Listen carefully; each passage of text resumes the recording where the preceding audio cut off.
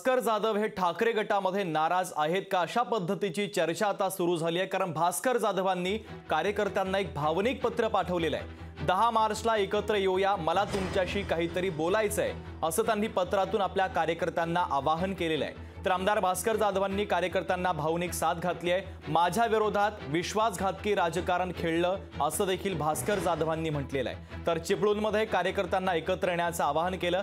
नेमकं भास्कर जाधवांनी लिहिलेलं पत्र काय आहे ते पत्र आपण पाहूया। या मला तुमच्याशी काहीतरी बोलायचंय। आपण सर्वांना सस्नेह जय महाराष्ट्र। मित्रांनो, माझ्यासोबत विश्वासघातकी राजकारण खेळलं गेलं, पण या सगळ्या वाटचालीमध्ये आणि संघर्षामध्ये माझा वैयक्तिक स्वार्थ तरी काय, अशा अनेक विषयांवर मला तुमच्याशी बोलायचंय। मनात काही खंत आहेत, त्याही उघड करायच्या आहेत। यातून हेतू एकच आहे, शिवसेनेचा भगवा पुन्हा एकदा डौलानं फडकवायचा आहे। सहकारी मित्रांनो, महिला भगिनींनो, मग रविवार दिनांक 10 मार्च रोजी सकाळी 11 वाजता आपण सर्वांनी बांदल हायस्कूल चिपळूण येथे एकत्र येऊया, आपल्या मनातील बोलूया आणि प्रेमाचे 2 घास एकत्र खाऊया।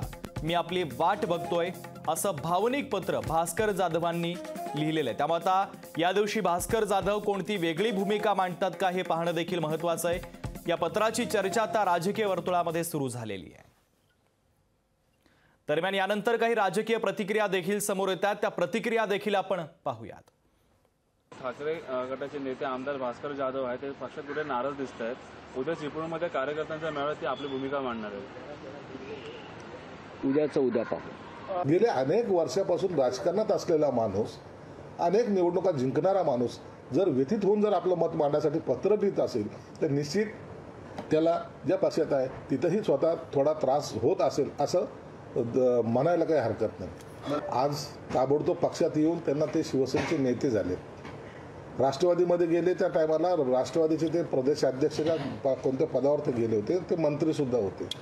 म्हणून त्यांचा प्रवास हा थोडासा जमलीन प्रवास ज्याला म्हणतो तसा तो आहे।